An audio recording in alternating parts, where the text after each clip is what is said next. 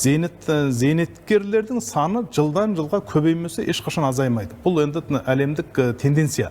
Қоғам дамыған сайын 3 миллионға жуықтаса, келесі жылы одан да көп одан да көп болады. Әлемдік тенденция. Егер де осы мемлекеттің экономикалық жағдайы, оның даму жағдайы қаншалық жоғарыласа, соншалық жаңағы зейнеткерлердің саны көбейе береді.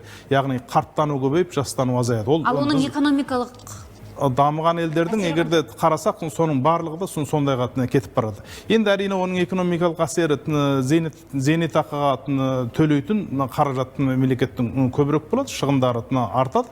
Бірақ алайда егерде осы зейнетақы қорын дұрыстап басқаратын болса, ол зейнетақы қорын инвестициялық табыс ретінде, табыс көз ретінде соны басқарушы компания дұрыстап жұмыс істесе, оның да жарасы жеңіл, оның да мәселесін шешуге болады. Енді тек қана осы зейнетақысын төлей алмай қалды деген дамыған елді ешқашан естіген емеспіз. Барлығы да зейнетақысын төлеп қайтады.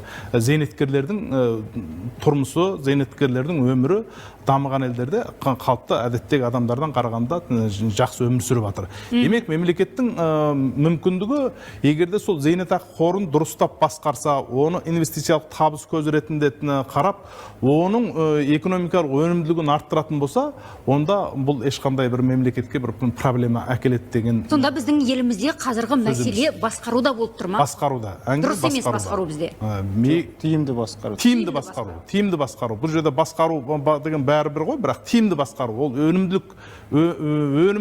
өнімділік әкеліп жатыр ма, әкелмей жатыр ма? Оны ұрлап жатыр ма, ұрламай жатыр ма деген әңгіме.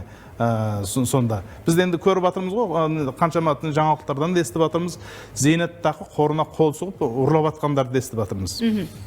Енді осындай жағдайда ол қалай оны тиімді басқарылды деп айта аламыз. Сондықтан ең басты нәрсе зейнетақы қорын тиімді басқарса, ода мемлекеттің экономикалық өнімділік алып келетін белгілі бір табыс көзі деп қарауға болады оны. Үрсем мырза,